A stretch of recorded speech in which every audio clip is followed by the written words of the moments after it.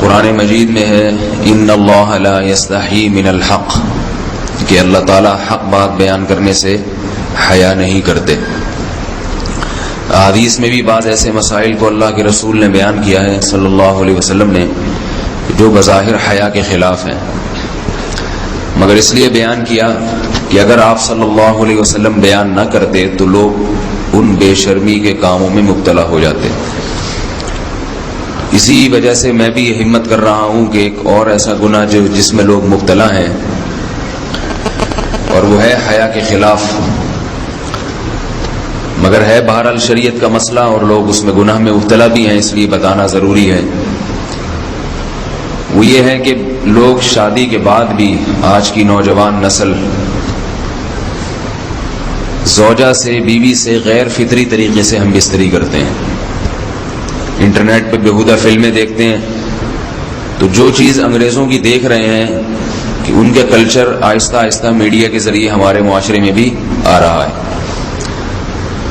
اللہ کے رسول صلی اللہ علیہ وسلم نے لعنت فرمائی ہے، ایک روایت میں ہے کہ اللہ اس کی طرف دیکھے گا نہیں کہ جو اپنی زوجہ سے پچھلے راستے سے ہم بستری کرے گا۔ یہ بیماری بھی، یہ گندگی بھی لوگوں میں پھیلتی جا رہی ہے، خاص طور پہ جن کو لڑکوں سے بدفعلی کی عادت پڑ جائے تو وہ زوجہ سے فطری راستے سے ہم بستری نہیں کرتے۔ اللہ نے فرمایا کہ نساؤکم حرث لکم، یہ تمہاری زوجات ہیں، بیویاں ہیں، یہ نسل بڑھانے کے لیے ہیں۔ تو اسی راستے میں انسان اپنی خواہش کو پوری کر سکتا ہے جس راستے سے نسل بڑھتی ہے، اس کے علاوہ کسی اور راستے سے اپنی خواہش کو پورا کرنا یہ حرام ہے، گناہ کبیرہ ہے، گندگی ہے۔ ہمارے پاس کیسز آتے ہیں، ایک پاک دامن لڑکی کی شادی ہوتی ہے، لڑکا بھی بظاہر بڑا نیک، لیکن کیا ہے، لڑکا چونکہ ٹھرکی ہوتا ہے، شہوت کا درندہ ہوتا ہے، تو وہ یہ نہیں دیکھتا کہ میں اپنی بری خواہش مٹانے کے لیے میں اپنی زوجہ کو غیر فطری طریقے پر مجبور کیسے کر سکتا ہوں، تو مجبور کرتا ہے پھر اپنی بیوی کو۔ اس میں جو عورتیں زیادہ پاک دامن نہیں ہو، نیک نہ ہو، یا ان کو یہ ڈر ہو کہ طلاق ہو گئی تو ہم کہاں جائیں گے، وہ پھر اپنے شوہر کے ساتھ اسی غیر فطری طریقے پر آمادہ ہو جاتی ہیں، اور اس کا عذاب اور اس کا وبال یہ ہوتا ہے کہ کچھ دنوں میں ان کو بھی اسی کی لت پڑ جاتی ہے۔ انسان جب بھی کوئی غیر فطری راستہ اختیار کرتا ہے، آخرت کا عذاب تو بعد میں، دنیا کا عذاب یہ آتا ہے کہ پھر اس کو لذت فطرت میں آتی نہیں ہے، پھر جو راستہ اللہ نے رکھا اس میں اس کو لذت نہیں آئے گی، پھر وہ گندگی میں ہی گھسنے کی کوشش کرے گا، اس کی بھی فطرت خراب ہو جاتی ہے، اور جس کے ساتھ یہ بدفعلی کی جائے اس کی بھی فطرت خراب ہو جاتی ہے، وہ بھی پھر کسی کے قابل نہیں رہتے۔ تو اپنے جان پر رحم کرنا چاہیے۔ ہم انسان ہیں، ہم درندے نہیں ہیں، ہم گھوڑے نہیں ہیں، ہم گدھے نہیں ہیں، ہم جانور نہیں ہیں، ہم انگریز نہیں ہیں۔ انگریز نے تو حیا اور شرم کی تمام حدود کو توڑ دیا ہے، وہ تو درندے بن چکے ہیں، ہم تو درندے نہیں ہیں، ہم تو حلال کھاتے ہیں، پاک صاف رہنے کی کوشش کرتے ہیں، تو ہم ان کی جو کلچر دیکھ دیکھ کے ہم ویسے درندے بننے کی کوشش کیوں کریں؟ تو یہ بہت بڑا وبال ہے، بہت بڑی برائی ہے جو ہمارے معاشرے میں آہستہ آہستہ جڑ پکڑتی جا رہی ہے، اور اس سے بیماریاں بھی پھیلتی ہیں۔ غیر فطری طریقہ ہے، بیماریاں بھی پھیلتی ہیں۔ ایسے کیسز آتے ہیں کہ جناب وہ مرد مجبور کر رہا ہے بیوی کو، اور وہ بیوی جو ہے ساتھ نہیں دیتی، تو پھر اس کو طلاق کی دھمکیاں دیتے ہیں۔ ایسے کیسز بھی آتے ہیں، اور یہ بھی آتا ہے کہ مرد جب اپنی بیوی کو غیر فطری طریقے پر مجبور کرتا ہے، بیوی آمادہ نہیں ہوتی، تو مرد پھر یہ دھمکی دیتا ہے کہ بھائی میری خواہش تو تم سے پوری ہوتی نہیں ہے، پھر میں دوسروں کے پاس جاؤں گا۔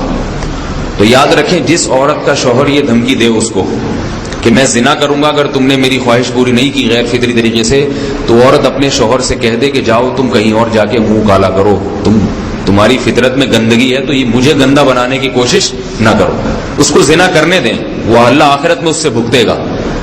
ہر بیماری کا اللہ نے علاج رکھا ہے۔ اللہ کے رسول صلی اللہ علیہ وسلم نے فرمایا، صحیح بخاری کی حدیث، ما انزل اللہ من داء الا انزل له دواء، کوئی بیماری ایسی نہیں ہے جو اللہ نے نازل کی ہو اور اس کے لیے دوا نہ رکھی ہو دنیا میں۔ تو اگر کسی کو ایسی لت پڑ گئی ہے غیر فطری کام کی، تو اس کو چاہیے کہ وہ اپنا علاج کرائے، ڈاکٹر سے بھی رابطہ کرے، اور سب سے بڑا علاج یہ ہے کہ کچھ وقت صبر کرے گا، چھوڑ دے گا کچھ عرصے کے لیے، تو خود بخود آہستہ آہستہ صحیح ہو جائے گا۔ ایک آدمی شراب کا عادی ہے، ایک علاج تو یہ کہ ڈاکٹروں سے رابطہ کرے، اور بہترین علاج کے چھوڑ دے. کتنے دن تڑپے گا؟ 1 دن 2 دن 3 دن 4 دن 1 ہفتہ 2 ہفتہ، بہت زیادہ سال ہو جائے گا نا، اس کے بعد خود بہت ٹھیک ہو جائے گا. سگریٹ کا عادی ہے، چھوڑ دے گا تو کتنے لوگ ہم نے دیکھے ہیں دن میں 20 سگریٹ پیتے تھے، چھوڑنے پر آئے تو بالکل ایک دم چھوڑ دی انہوں نے، آہستہ آہستہ کر کے چھوڑ دی، لیکن تکلیف ہوئی مگر عادی ہو گئے. تو اب کسی کو یہ لت پڑ گئی ہے غلط کام کی، برائی کی، تو اس کا بہترین علاج یہ ہے کہ وہ اپنے آپ کو بدلنے کی کوشش کرے، ماحول بدلے، اور کچھ وقت صبر کرے گا تو اللہ اس سے یہ عادت چھڑا دے. نہیں کی، صبر نہیں کیا اس نے، پھر اسی گندگی میں موت واقع ہوگی، پھر آخرت کا عذاب بہت سخت. نسلیں برباد ہو جاتی ہیں اس عمل سے انسان کی. تو بات حیا کے خلاف ہے، مگر یہ کہ ایک بزرگ تھے وہ بات فرما رہے تھے، تو کسی نے پوچھا کہ حضرت آپ حیا کے خلاف بات کرتے ہیں، تو انہوں نے فرمایا تم بے حیائی کے کام نہیں چھوڑتے، ہم اس چھڑوانے کے لیے بات کریں تو ہم برے ہیں، اور تم کام کرو تو بھی برے نہیں. برائی کا کام کرنے میں برا نہیں بنتا، اور برائی کے خلاف بولنے والا برا بن جاتا ہے کہ دیکھو یہ کیسی باتیں کر رہے ہیں. تو بھائی باتیں ہیں اس لیے ہیں کہ یہ معاشرے میں یہ برائی پھیلتی چلی جا رہی ہے، اور یہ ہماری اپنا کلچر نہیں ہے، یہ امپورٹ ہو رہا ہے باہر سے، یہ امپورٹ ہو رہا ہے، یہ وہاں میڈیا کے ذریعے آ رہا ہے. تو وہ چیزیں دیکھا نہ کریں اور ان لوگوں سے دور رہا کریں. ہمیں تو دین کا داعی ہو کے ان کو ہدایت پر لانا تھا، بجائے ہم ہدایت پہ چل کے دوسروں کو چلانے والے بن کے ان کے راستے پہ ہم نے چلنا شروع کر دیا. اللہ تعالیٰ ہمیں اب دیکھیں ان کے ہاں ایڈز کا مرض پھیل گیا ہے. آپ بتائیے یہ ایڈز کا مرض ہمارا ہے کیا؟